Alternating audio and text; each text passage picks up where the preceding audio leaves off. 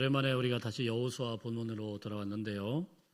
우리가 지난 시간에 살펴보았던 여호수아 23장 말씀은 여호수아가 지도자들에게 남겨진 그런 지도자에게 마지막으로 전해지는 그런 유언에 관한 말씀이고, 오늘은 이제 두 번째 여호수아가 이제 이스라엘 백성들 전체를 다 모아놓고 그야말로 정말 마지막 유언의 내용들을 전체를 한 자리에다 모아놓고 하는 그런 내용입니다. 먼저 우리가 이 말씀이 선포된 땅을 좀 주목해 보아야 될 필요가 있는데요. 세겜이라고 되어 있습니다. 1절 말씀에 보면은 여호수아가 이스라엘의 모든 지파를 어디에 모아요? 세겜에 모으고, 이렇게 되어 있어요. 세겜에 모으고. 세겜이라는 거, 성경을 좀 많이 읽어보신 분들은 이게 좀 많이 익숙하구나라고 이렇게 생각을 하실 수 있어요. 왜냐하면 자주 등장하는 이름입니다.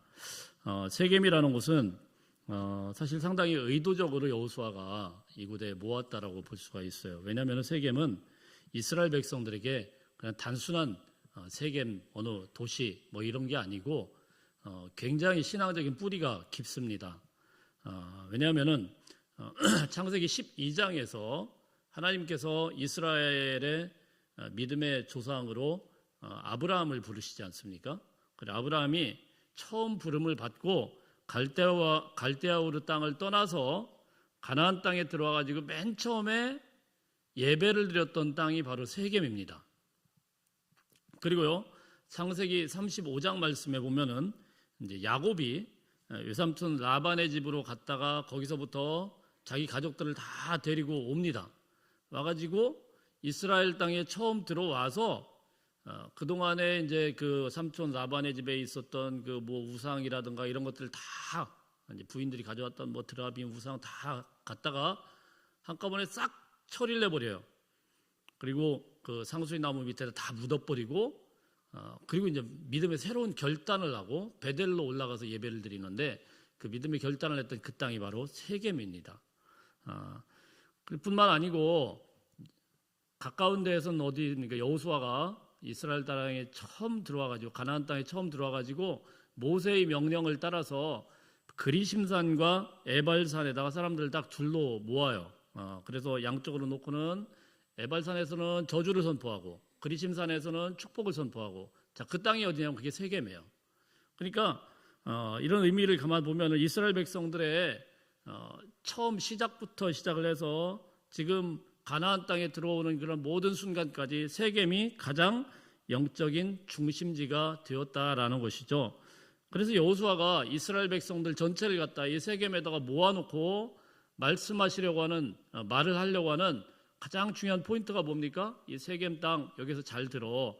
기억해야 돼. 너희가 어떤 민족인지를 기억해야 되고, 너희가 어떤 출발을 했는지를 기억해야 되고, 너희 조상들이 어떤 부르심을 입었는지를 기억하라, 이렇게 말씀을 하는 겁니다.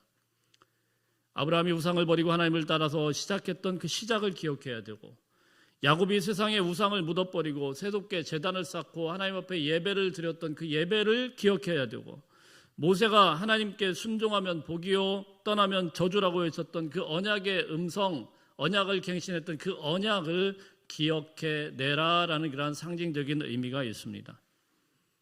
또 한 가지 오늘 말씀을 선포할 때 여호수아의 나이가 110세로 알려 있는데요. 여호수아가 가나안 땅에 들어온 지 60년이라는 세월이 지났어요. 60년이라는 세월이 굉장히 길죠. 저는 아직도 60살이 안 됐습니다. 하하.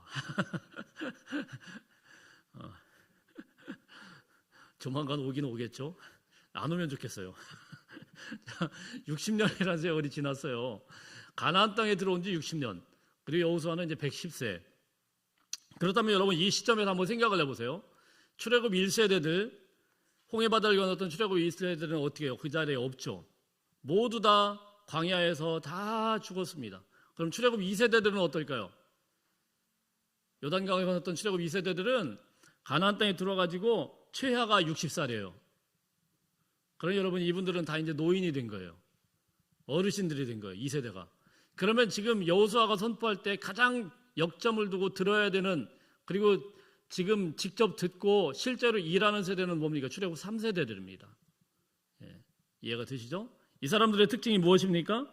이 사람들은 특징은 한마디로 고생을 모르는 사람들이에요. 출애굽 구원의 짜릿한 감격도 모르고 그냥 다 들은 이야기입니다. 광야 40년의 철저한 연단과 어려움들도 모르고 가나안 정복 전쟁의 치열함도 다 아버지 세대가 겪은 것이지 이 3세대는 그걸 잘 몰라요. 다만 이 사람들은 누렸던 세대이며 누렸죠. 가나안의 풍요한 그런 풍요로움 속에서 자라나면서 화려한 문화 속에서 풍요로운 도시 문화, 우상 문화, 음식 문화, 소비 문화에 너무너무 익숙해져 있는 그런 세대죠. 오늘 우리 지금 어른들은 다 신앙의 오랜 그런 연조와 세월을 다 겪어냈지만 우리 다음 세대를 생각할 때 다음 세대라고 생각하면 돼요. 이 아이들이 자라났던 거. 이 아이들은 선진국에서 태어나고 선진국에서 자라나고 있어요. 저희 어릴 때만 하더라도 일본을 따라잡는다라는 거는 저는 상상도 못했습니다. 근데 지금 일본을 발밑에 두고 있잖아요. 우리나라가. 그만큼 선진국이 되다 보니까 이 아이들은 풍요로움 속에서 있지 않습니까?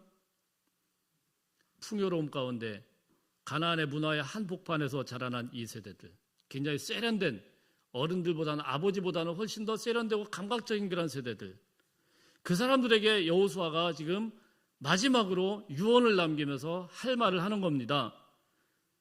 이들에게 제일 큰 문제는 무엇입니까? 바로 우상에 관한 문제였어요. 여러분, 왜 사람들이 우상을 섬길까요? 우상이 정말 우상처럼 그냥 얼토당토 않으면 섬기지 않습니다. 우상은요, 상당히 매력적으로 다가와요. 굉장히 멋있어 보이고 세련되어 보여요. 어떤 분들이 그런 기독교 가니까 재미가 하나도 없대요. 뭐 이렇게 좀 멋지지도 않고 성당 같은 데 가면 얼마나 좀 이렇게 좋습니까? 우리 저기 어디 유럽 같은 데 가면 다 성당이거든요. 성지순례 가면 다 성당에서 막 매일매일 가도 거기서 그 챈트 그 성가 같은 걸 하고 그러면은 너무 멋있어요. 성스럽잖아요. 그리고 앞에 뭐 장식된 것들 보면 얼마나 아름다워요. 기독교를 갔더니 돌덩어리만 있고 뭐 아무것도 없고 별로 없거든요. 세련되지가 않거든요. 불교를 가면 또 어떻습니까? 뭐 무시무시한 뭐 이런 것들이 있고 뭐 그래요. 또 제가 그걸 뭐 좋아하는 건 아니고 화려하죠. 우상의 문화는 화려해요. 세련되어 보이고 멋있어 보이고 뭔가 이렇게 굉장히 즐거워 보이고 출애굽 3세대들은 그 가운데서 쭉 자라난 거예요. 그러면서 그들은 이해가 안 되는 거예요. 왜 하나님께서 이 가나안의 세련된 문화를 왜 이런 것들을 금지하고 하지 못하도록 하는지. 가나안 문화라는 것은 아무리 봐도 자기들이 광야에서 자라나고 광야에서 태어나고 광야에서 왔던 아버지 세대보다는 훨씬 더 선진 문명이고 세련된 문화예요. 실제적으로도 철기 문명이 이미 앞섰고 모든 문명들을 이루고 있고, 자, 그곳에서 아이들이 자라나면서 무슨 생각을 합니까? 아니, 누가 하나님을 믿지 말되 좋은 거는 좀 받아들이고 하나님도 좀 세상 문화를 좀 아셔야 될 것 같다고. 자, 이러지 않겠습니까? 사랑하는 성도들, 우리가 한 가지 기억해야 되는 게, 사탄은요 항상 문화라는 세련된 옷을 가지고 우리에게 다가와요. 얼토당토하게 다가오는 게 아니에요. 요즘은 말이야, 요즘 세대는 이런 게 스타일이야. 예배도 이게 스타일이고 너무 고지식하게 하면 안 돼. 워십을 드려야지. 무슨 뭐 예배를 하는데 묵도 찬송 기도 막 이래가면서 뭐 그렇게 옛날 고리타분하게 하냐고. 한동안 그래서 저희 나라에서 한 10년 20년 전에 한참 붐을 일으켰던 적이 있어요. 셀이라든가 뭐 G12라든가 D12 제가 다 들어봤는데 거기에서 맨날 얘기했던 게 예배를 좀 바꿔라. 스타일을 좀 바꿔라. 근데 묘한 게요, 저희 나라에서 그런 교회 성장 운동, 셀 운동 할 때 그때부터 한국 교회가 이상하게 마이너스 성장으로 갔어요. 그런 거 없이 투박하게 주야! 라고 옛날에 지고 했을 때는 막 성장을 했다가 이상하게 2000년 때부터 하향 곡선을 가봤어요. 예배가 세련되지 않아서 저희가 부흥을 안 합니까? 아닙니다, 여러분. 문화라는 트렌드를 가지고 자꾸 들어오는 거예요. 본질을 희석시키는 거예요. 점점 그 트렌드를 못 따라가면 교회가 뒤처지는 것 같고, 자, 그러다 보니까 세상 문화가 훨씬 더 선진이고 세상 문화가 훨씬 더 주는 게 많아 보이니까 세상 앞에만 서면 우리가 기가 죽어버리는 거예요. 교회 안에서는 마음껏 하나님을 할렐루야 찬양하고 외치는데 정작 세상에 나가서는 예수의 옛자도 못 꺼내면서 영적인 침묵 가운데 살아가는 그런 성도들. 왜 그렇습니까? 왠지 세상에서 예수님을 이야기한다거나 교회 이야기를 하면 뭔가 좀 예의가 아닌 것 같은 그런 느낌을 받는단 말입니다. 그렇지 않아요, 여러분? 카페 같은 데서 교회 이야기를 크게 떠들고 싶어요? 세상 사람들과 어울리지 말라는 게 아닙니다. 그들이 주도하는 대로 그들의 마음대로 끌고 가는 가나안의 주도권에 끌려다녀서는 안 된다라는 겁니다. 그들이 주도하는 소비 문화라든가 그들이 주도하는 모도리 문화에 완전히 매혹돼가지고 거기에 푹 빠져 있으면 안 돼요. 제가 대전에서 목회할 때 교회에서 이제 카페를 같이 운영했지 않습니까? 아무래도 교회에서 운영하는 카페니까 이웃 교회 성도님들이 많이 왔어요. 어느 날 한 무더기에 여성분들이 우르르 중년 여성분들이 오셨습니다. 권사님, 집사님 이러는 우리가 똑같은 교회, 한 교회 다니시는 분들이에요. 오셔가지고 한 1시간, 2시간 있는데 있는 내내 무슨 이야기를 하냐면은 명품 백 이야기만 합니다. 루이비통이 어떻고 뭐 구찌가 어떻고 막 그래가면서 막 얼마나 뭐가 진짜니 짝퉁이 뭐 이런 이야기만 실컷 하다 가셨어요. 너무 재밌으셨나 봐요. 다음에 또 오셨습니다. 한 3, 4일 있다 또 오셨어요. 그 다음부터는 부동산 정보 이야기를 하시고 부동산. 대전에 어느 아파트가 얼마고 평수가 얼마고 프리미엄이 얼마가 붙었고 막 이런 이야기만 실컷 하다 가셔요. 한동안 뜸하더니 한 달쯤 뒤에 또 오셨습니다. 이번에 뭔 얘기 하나 이제 궁금하잖아요. 제가 무슨 얘기를 하시나. 누구 하나가 다이아 반지를 하나 끼고 오셨어요. 그래, 이게 몇 캐럴짜리다. 이거부터 시작을 해가지고 온통 보석 얘기만 금은 보화 얘기 다 나가셨어요. 또 한참 모여 오셨는데 그다음부터는 누군가가 애들 교육 그런 거에 문제가 생겼나 봐요. 좋은 정보 있다고 해요. 교육에 한번 빠지니 교육에 관한 이야기만 실컷 하다가요. 가실 때마다 항상 언니 다음에 또 만나. 권사님이라고 안 해요. 언니 또 만나. 제가 그분들의 대화가 잘못됐다라는 게 아닙니다. 왜 웃으세요? 우리 같잖아요. 우리도 다 가서 그렇게 하고 있잖아요. 카페에서 교회 이야기 하나요? 안 하죠. 뻔히 교회 다니는 권사님 집사님들이고 이 카페는 교회에서 운영하는 카페예요. 거기서 그런 이야기 할 이유가 별로 없어요. 근데 거기 와가지고 목사님 얘기도 안 하고 목사님 얘기 하라는 게 아니고 하나님의 은혜 받은 말씀 이야기도 한마디도 안 하고 예수의 옛자도 얘기를 안 하고 뭐 교회 다니는 사람이나 안 다니는 사람이나 똑같은 주제예요. 전혀 그런 이야기를 하지 않습니다. 권사님, 집사님 이러면서 온통 그런 이야기만 해요. 세상 이야기, 드라마 이야기, 다이어트 얘기, 운동 얘기, 뭐 펀드 이야기, 뭐 주식 이야기, 뭐 이런 것들만 다 하다가 돌아와요. 성도들끼리 모여도 온통 세상 이야기들만 하는 겁니다. 왜 그럴까요? 언젠가부터 세상이 우리의 대화의 주도권을 빼앗아갔기 때문에 그런 거예요. 통째로 가져가 버렸어요. 여러분, 세상 사람들과 어울리지 말라는 게 아닙니다. 문제는 세상의 문화에 우리의 영혼이 완전히 끌려가고 완전히 거기에 주도권을 빼앗기게 되면 그럼 어떻게 되냐? 제가 설교를 하면서 가만히 생각하고 예전에 수영을 배울 때요. 수영을 지금은 잘하지만 저도 배우 나갈 때는 같이 배우는 회원들이 있지 않습니까? 지금도 연락을 하는데 그분들하고 이제 같이 이제 차를 한 잔 마실 때가 있었습니다. 제가 목사인 건 다 알고 있죠.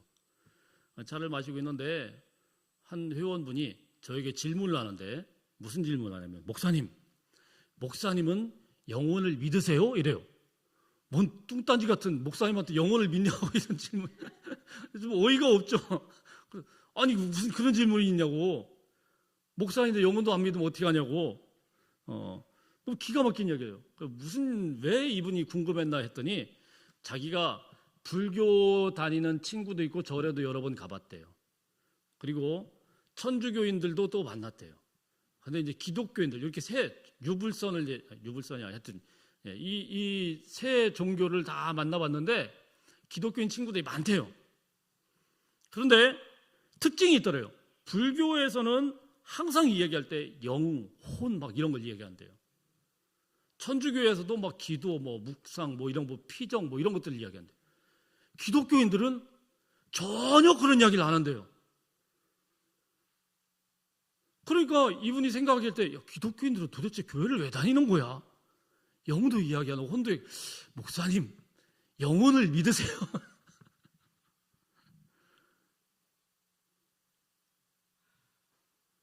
제가 굉장히 그 이야기를 듣고 좀 충격을 받고 굉장히 무거웠죠, 마음이. 아니 세상에 그런 질문이 어디 있습니까? 우리가 매주 성령을 믿는다고 고백하고 천국과 지옥을 믿고 영원한 생명을 믿는다고 사도신경을 통해서 매주마다 고백하고 있는 우리인데 세상에 사람들이 뭐라고 이야기를 합니까? 기독교인들은 영혼을 전혀 신경도 안 쓰고 믿지 않는 사람처럼 느끼고 있다는 거예요. 왜 이런 비극적인 인생이 생겼습니까? 교회 안에서는 거룩을 이야기를 하고 찬송을 하고 말씀 가운데 있는 것 같지만 세상 속에서는 전혀 우리가 어떤 대화의 주제에서도 하나님에 대해서 이야기하지 않고 예수의 옛자도 꺼내지 않고 침묵하고 있더라라는 거예요. 여호수아는 지금 출애굽 3세대에서 그 위기를 보기 시작한 겁니다. 이들이 가나안의 화려한 문화에 동화되어 가고 세상 속에서 영적인 침묵을 지키는 순간 지금까지 이루었던 그 정말 하나님의 그 명령을 따라서 1세대, 2세대, 3세대로 올 때까지 그 세월 동안에 쌓아나갔던 모든 것들은 한순간에 물거품처럼 사라질 수밖에 없는 거예요. 그래서 다시 한번 유언을 하면서 신앙의 뿌리를, 영적인 야성을 기억해내야 되겠다. 여호수아가 어떻게 보면 작심을 하고 지금 유언을 하고 있는 겁니다. 1절 말씀 한번 읽어보겠습니다. 1절 말씀 시작. 여호수아가 이스라엘 모든 지파를 세겜에 모으고 이스라엘 장로들과 그들의 수령들과 재판장들과 관리들을 부르매 그들이 하나님 앞에 나와 선지라. 자, 성경에 보면은 뭐라고 돼 있어요? 누구 앞에 나와 섰어요? 하나님 앞에 나와 선지라. 지금 여호수아가 있는데 여호수아는 무슨 말을 하냐면은 지금 너희가 하나님 앞에 서 있다. 그리고 2절 한번 읽어봅니다. 2절 시작. 여호수아가 모든 백성에게 이르되 이스라엘 하나님 여호와께서 이같이 말씀하시기를. 자, 여기까지요. 자, 너희는 하나님 앞에 서 있다. 그리고 나는 어떤 존재예요? 지금 하나님의 말씀을 대언하는 사람이다. 내 이야기 아니야. 이스라엘의 하나님 여호와께서 이같이 말씀하시기를. 여호수아는 어떤 사람입니까? 이스라엘의 영웅이었어요. 위대한 영웅입니다. 수많은 전쟁터를 겪었고 요단강이 갈라지는 기적을 체험했고 심지어는 태양과 달이 멈추는 기도의 응답까지 받았습니다. 성경에는 분명히 기록했어요. 이런 기도는 이전에도 없었고 이후에도 없다. 여호수아만 들어줬던 그 놀라운 기적을 체험했던 그 사람인데, 그러나 마지막 인간의 마지막 순간에 그는 자신의 업적을 단 한 줄도 드러내지 않습니다. 철저히 자신을 감추고 오직 하나님께서 말씀하셨다, 하나님께서 말씀하신다, 똑바로 들어라, 이렇게 말씀을 합니다. 여러분, 성령 충만한 사람은 어떤 사람입니까? 자기의 자랑을 하고 자기의 간증을 하는 사람이 아니에요. 주의 말씀 앞에서 순종하여서 주님의 말씀만을 앞세우는 사람이 진짜로 성령 충만한 사람입니다. 자, 그리고 제가 이렇게 읽지 않았는데 2절부터 13절까지 쭉 기록된 내용이 무엇이냐면은 철저하게 하나님이 하셨다, 하나님이 하셨다, 하나님이 지금까지 이렇게 하셨다라는 하나님이 하신 일에 대한 그런 이야기들입니다. 그래서 사실 여호수아 21장, 24장 말씀을 전체를 읽어보면은 이게 여호와 하나님이라는 이 말이요, 무려 21번이나 기록이 되어 있어요. 이 한 장에. 그럼 여호수아가 무엇을 이야기하는지 분명하죠. 여호와 하나님께서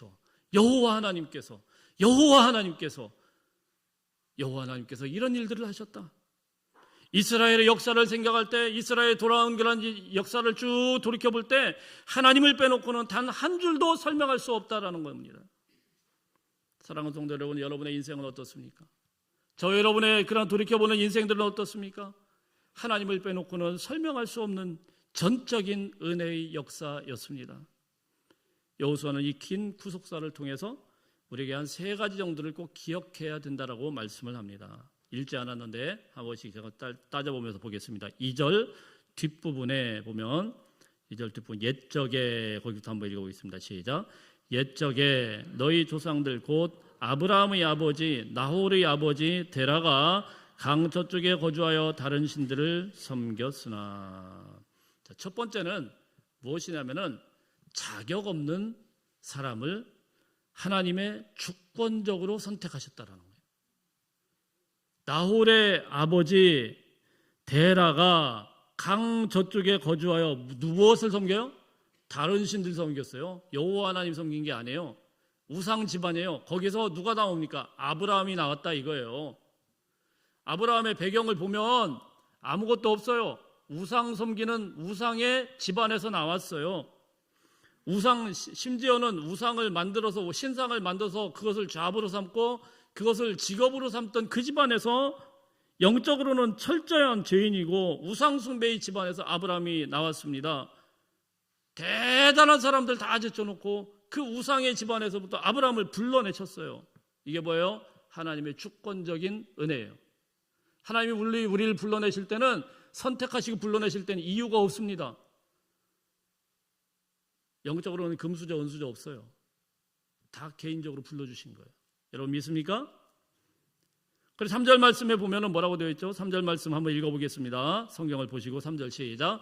내가 너희의 조상 아브라함을 강 저쪽에서 이끌어내어 가나안 온 땅에 두루 다니게 하고 그의 씨를 번성하게 하려고 그에게 이삭을 주었으며. 아브라함이 특별해서 선택받은 게 아니고 하나님이 내가 찾아오셨어요. 하나님이 먼저 찾아내셨고 찾아오셨어요. 여러분 은혜가 뭐냐면은 은혜는 우리가 열심히 노력해가지고 기도 열심히 하고 막 부흥에 참석하고 막 박수치고 찬양하고 그래가지고 자격증을 따가지고 은혜 1급, 은혜 2급 이렇게 가는 게 아니에요. 그냥 하나님이 은혜로 오시는 거예요. 아무 자격도 없고 아무 조건도 없었지만은 내가 너희의 조상 아브라함을 강 저쪽에서 이끌어내었다. 할렐루야. 그리고 번성하게 하였다. 그리고 그에게 아들의 이삭을 주었다. 다 내가 하나님이 주었다라는 게 은혜예요. 하나님은 아브라함을 죄악된 환경에서 과감히 끌어내셨고 그 죄악된 자리에서 머물러 있지 않도록, 왜냐하면 그렇게 하면 결코 믿음의 조상이 될 수 없기 때문에 그렇게 이스라엘의 역사, 믿음의 역사가 시작이 되었다라는 것입니다. 자, 두 번째 우리 하나님께서 오늘 기억하라는 것은 무엇이냐면은 두 번째는 이 모든 하나님의 역사가 하나님의 한치도 틀림없는 하나님의 신실하신 인도하심이었다라는 거예요. 인도하심. 모든 부분들이 하나님의 세밀한 인도하심이었다라는 거예요. 아브라함은 평생 자기 땅을 밖에를 가본 사람이 아니에요. 그러면 여러분 그런 사람이 하나님이 야 가라, 갈대아우를 떠나서 가라 이렇게 한다고 압니까? 어떻게 알아요? 모르죠. 가나안 땅이 어디 붙었는지 알지도 못하죠.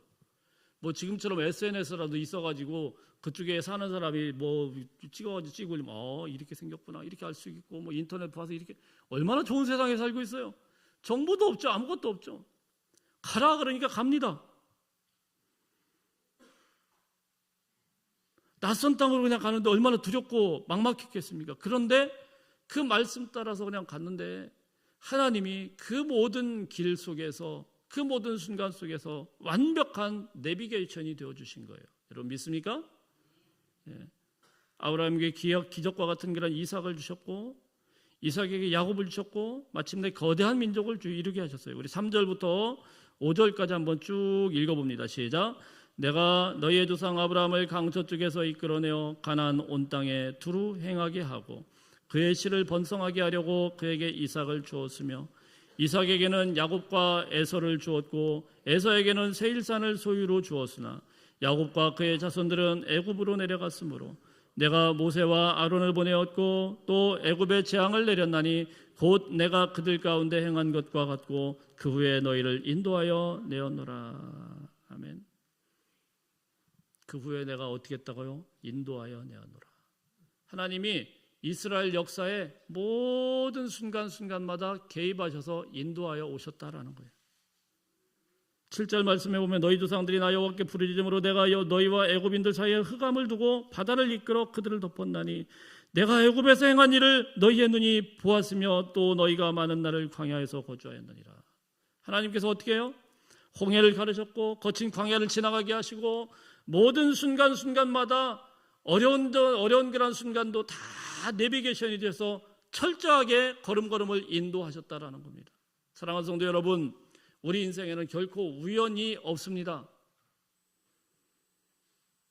누가 그러잖아요. 우리 만남은 우연이 아니야. 굉장히 성경적인 거예요. 목사님이 유행가나 불렀었고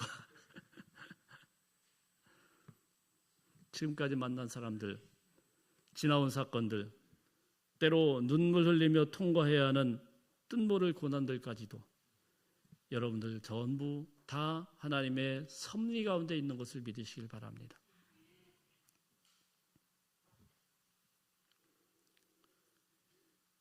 세 번째, 또 무엇을 기억하라고 하느냐? 하나님은 우리도 모르는 사이에 비밀스럽게 이스라엘 백성들을 지켜주셨다라는 겁니다. 우리 9절 한번 읽어보겠습니다. 9절 시작.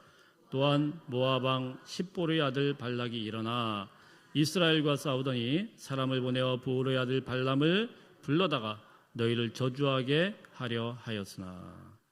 모압 왕 발락에 관한 이야기가 나와요. 모압 왕 발락이 이스라엘 백성들을 되게 두려워했어요. 아니 이 이스라엘 백성들이 죽어도 벌써 죽어야 되는 사람들이 홍해 바다를 건너와서 광야에서 싸울 때마다 이게 무슨 좀비도 아니고 죽으면 죽어야지 갑자기 또 일어나고 와 너무 두려운 거예요. 그래가지고 이 발락이 고민을 하다가 이러다가 우리 끝장나겠구나. 그래서 그 당시에 최고의 점술가인 발람을 찾아갑니다. 그죠? 기억나시죠? 민수기 24장에 있는 말씀. 거기 가가지고 발람한테 이제 복채를 두둑이 주고 야, 좀 제발 좀 저것들 좀 저주 좀 해줘라. 저주를 부탁을 합니다.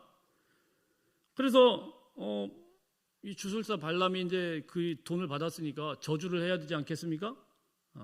저주를 하기 위해서 막 하고 있는데 그때 하나님께서 이것을 쓱 개입해가지고 막아버립니다. 우리 10절 한번 읽어봅니다. 10절 시작. 내가 발람을 위해 듣기를 원하지 아니하였으므로 그가 오히려 너희를 축복하였고 나는 너희를 그의 손에서 건져내었으며. 자, 여기 너희를 축복하였고 이렇게 기록이 되어 있는데 원어를 보면은 축복하고 축복하였고 이렇게 반복이 되어 있습니다. 자, 발람은 이스라엘 백성들을 돈을 받았으니까 저주하려고 했는데 하나님이 그 말을 바꿔버린 거예요.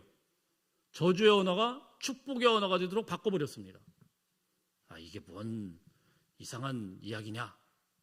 무슨 말씀이냐면은 하나님께서 이 세상 사람들이 계략을 피고 뒤에서 막 조작하고 어렵게 만들려고 막 이런 것들을 갖다 하나님이 딱 막으시니까 사단의 저주를 완전히 가로채가지고 축복으로 바꾸어 버리셨다라는 겁니다.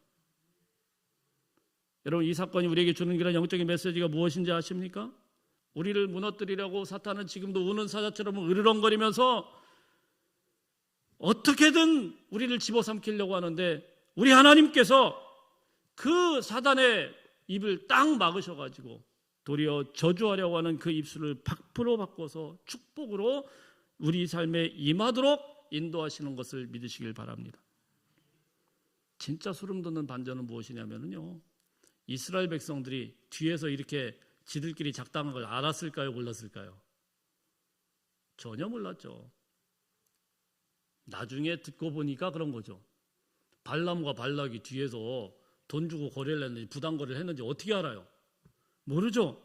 이스라엘 백성들은 이런 뒷거래가 있는지도 모르고 그냥 잠만 푹 잤습니다.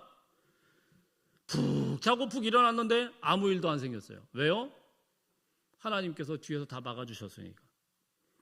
그들은 발람과 발락 사이에 어떤 더러운 뒷거래가 오갔는지, 자기들을 향해서 어떤 무서운 영적인 저주의 화살이 날아오고 있었는지 전혀 모르고 있었습니다. 여러분은 살면서 내가 열심히 기도해서 응답받고 내 눈으로 직접 겪어서 해결된 문제만의 그런 것들을 해결되어 줄 때만 하나님의 은혜라고 생각하시죠? 뭔가 해결이 되어야 하나님의 은혜라고 생각하시죠? 진짜 크고 위대한 은혜는요, 내가 알지도 못하고 인지하지도 못하는 사이에 하나님께서 조용히 완벽하게 막아주신 수만 가지의 위협들입니다. 내가 알지도 못하는 사이에 사탄의 참소와 저주들을 하나님이 막아주셨고, 내가 쿨쿨 잠들어 있는 사이에도 친히 발람의 입을 막아가시며 축복으로 바꾸어주시는 그런 하나님, 내가 전혀 모르는 사이에 수많은 암초들을 우리의 인생에서 제거해 주셨고, 내가 모르는 사이에 교통사고의 위협으로부터 막아주셨고, 내가 모르는 사이에 악한 자들의 모함에서부터 우리를 보호하시고 건져주셨다라는 겁니다. 그러기에 우리가 이 험한 세상 속에서 이만큼이라도 건강을 유지할 수 있고 이렇게 예배를 드릴 수 있고 가정을 지킬 수 있다는 것은 하나님의 큰 은혜인 거예요. 하나님은 비밀한 가운데서 우리를 지키신 거예요. 그러니까 여러분, 오늘 삶의 자리에 당장 눈에 보이는 감사의 제목이 없다고 하더라도 원망하거나 불평하지 마시기를 바랍니다. 우리가 모르는 채 받아 누린 배후의 은혜, 비밀스러운 하나님의 보호하심이 상상할 수 없을 정도로 무궁무진합니다. 그저 영문도 모른 채 덮어놓고 감사해도 모자란 것이 우리의 인생인 것입니다. 생각해 보세요. 하나님께서 우리가 전혀 모르고 있던 배후의 영적인 공격까지도 이렇게 이토록 완벽하게 막아주신다고 하면, 하물며 우리가 주님 앞에서 눈물로 하려면서 알고 구하는 기도의 제목들은 어떻겠습니까? 하물며 두말해야 잔소리죠. 하나님은요, 우리의 기도를, 성도의 고통 속에서 하나님 앞에 매달리는 그 기도를 완벽하게 들으시는 분입니다. 성경에는 그래서 그런 표현을 자주 합니다. 하나님은 들으시는 분이다. 고통을 듣고 부르짖음을 듣고, 여러분 하나님 앞에 기도하며 나갈 수 있는 주의 백성들 다 되시기를 주의 이름으로 축복합니다. 마지막으로 여호수아는 우리 11절과 13절 한번 읽어봅니다. 11절 13절 시작. 너희가 요단을 건너 여리고에 이른즉 여리고 주민들 곧 아모리 족속과 브리스 족속과 가나안 족속과 헷 족속과 기르가스 족속과 히위 족속과 여부스 족속들이 너희와 싸우기로 내가 그들을 너희의 손에 넘겨주었으며 13절 내가 또 너희가 수고하지 아니한 땅과 너희가 건설하지 아니한 성읍들을 너희에게 주었더니 너희가 그 가운데 거주하며 너희는 또 너희가 심지 아니한 포도원과 감람원의 열매를 먹는다 하셨느니라. 보세요 여러분, 출애굽 3세대들은 어떻게 얻었습니까? 자기가 땀 흘려서 얻은 게 아니에요. 그냥 가나안 땅에서 있는 거 먹게 되는데 거기에는 누가 한 거예요? 하나님께서 거저주신 하나님의 선물이다라는 겁니다. 우리는 흔히 착각해요. 내가 열심히 해가지고 무엇을 이뤘고, 내가 싸워서 무엇을 얻었고, 내 노력, 내 칼, 내 활, 내 스펙으로 지금 이 자리에 있다라고 생각합니다. 여러분 착각하지 마세요. 내 노력으로 한 건 사실 정말 극히 일부입니다. 세상살이에서도요, 내가 노력해서 내가 얻은 거 거의 없어요. 별로 없어요. 머리 누가 깎아줬어요? 여러분 옷 누가 만들어줬어요? 여러분이 만들었나요? 밥은, 쌀은 누가 농사지었습니까? 다 남의 거 먹고 있는 거예요. 우리는 흔히 세상 속에서도 가만 보면서 야, 내가 뭐 그냥 뭘 얻었거든. 내가 한 거 별로 없어요. 누가 도와주지 않으면 아무것도 못합니다. 우리는 하물며 우리 하나님께서 우리에게 거저주신 인생에 베풀어진 하나님의 놀라운 선물이 있는 것을 기억하시길 바랍니다. 출애굽 3세대들은 그것을 잊지 말아야 된다라고 말씀하고 있는 거예요. 오늘 이 말씀에서 특별히 아주 재밌는 게 하나 있는데요. 7절 말씀 한번 보면은요. 7절 말씀 한번 읽어보겠습니다. 7절 시작. 너희의 조상들이 나 여호와께 부르짖기로 내가 너희와 애굽 사람들 사이에 흑암을 두고 바다를 이끌어 그들을 덮었나니 내가 애굽에서 행한 일을 너희의 눈이 보았으며 또 너희가 많은 날을 광야에서 거주하였느니라. 7절에 아주 묘하게 주어를 바꿔요. 무슨 말씀이냐면은 앞에는 뭐예요? 너희의 조상들이 나 여호와께 부르짖기로, 그러다가 뒤에서 뭐라 합니까? 너희가 보았고 너희가 광야에서 거주하였고, 8절에 보면은 너희를 인도하여 너희 앞에 계속 너희로 바꿔요. 무슨 말씀입니까? 사실 출애굽 3세대들은 홍해바다 건넌 적 없어요. 광야에서 생활한 적 없어요. 그런데 여호수아가 하나님의 말씀을 선포하면서 확 바꿔버립니다. 너희의 눈이 보았고 너희가 거주했고 너희가 점령했다. 시점을 현재형으로 다 바꿔버려요. 무슨 말씀입니까? 너희는 이제 더 이상 구경꾼이 되어서는 안 된다라는 거예요. 이제는 너희의 몫이다라는 거예요. 너희 앞에 가나안 땅이 있고 너희 앞에 홍해바다가 있고 너희 앞에 요단강이 여전히 있지 않느냐? 그거를 너희가 건너야 되고 정복해야 되고, 믿음의 선진에 대한 그런 위대한 이야기들을 우리 조상들이 했다라고 그렇게 생각하면 안 된다라는 거예요. 옛날 이야기, 남의 이야기로 생각하면 안 된다. 바로 너희의 스토리다. 앞으로 너희가 주인공이다. 이 말씀을 영적인 맥을 타고 우리에게 오면 무엇입니까? 오늘 우리에게도 똑같은 말씀입니다. 우리가 직접 출애굽 이스라엘 백성들처럼 광야 생활한 적 없죠. 홍해바다 건넌 적 없죠. 요단강 건넌 적 없죠. 그렇지만 우리 영혼 안에는 여전히 모세의 홍해가 흐르고 있고 여호수아의 요단강이 출렁이고 있습니다. 하나님은 과거의 역사를 들려주시다가 마침내 오늘을 사는 우리를 거룩한 구속사의 무더위로 뚝 떨어뜨리면서 바로 너희가 이제 이 시대의 주인공이다, 이렇게 말씀을 하는 거예요. 믿음의 선배들이 남겨준 그 믿음의 바통을 이어서 지금 내가 서 있는 가정에서, 일터에서, 삶의 자리에서 하나님의 살아계심을 영화롭게 보여주어야 된다. 세상 이야기만 막 하다가 예수의 예자도 꺼내지 못하고 다른 이야기만 실컷 하다가 하나님의 복음에 대해서 이야기도 못하고, 그러면서 무슨 예배의 스타일을 이야기하려고, 그러면서 우리가 뭐 어떤 신앙을 이야기하고, 그러지 말라는 거예요. 믿음이라는 것은 우리의 고백에서부터 생기는 것이고 우리 결단에서부터 생기는 것이고, 세겜 땅 이곳에서 그 조상들이 하나님 앞에 결단하고 예배를 다짐했듯이 너희는 다시 한번 그 뿌리를 알고 다짐해야 된다는 겁니다. 다시 시작해야 된다는 겁니다. 사랑하는 성도 여러분, 우리는 이전 세대의 믿음의 구경꾼이 아닙니다. 이제 우리가 이 시대의 구속사의 주인공인 걸 믿으시길 바랍니다. 우리를 주권적으로 선택하시고 신실하게 인도하시고 보이지 않는 곳에서 끝까지 보호하신 하나님을 기억하시길 바랍니다. 우리가 수고하지 않은 성읍을 주시고 심지 않은 포도원의 열매를 먹게 하신 그 은혜를 평생 잊지 마시기를 바랍니다. 세상 문화에 끌려다니지 마시고 오직 여호와 하나님만 드러내며 살아가시는 신실한 하나님의 백성들 다 되시기를 예수 그리스도의 이름으로 축복합니다. 기도하겠습니다.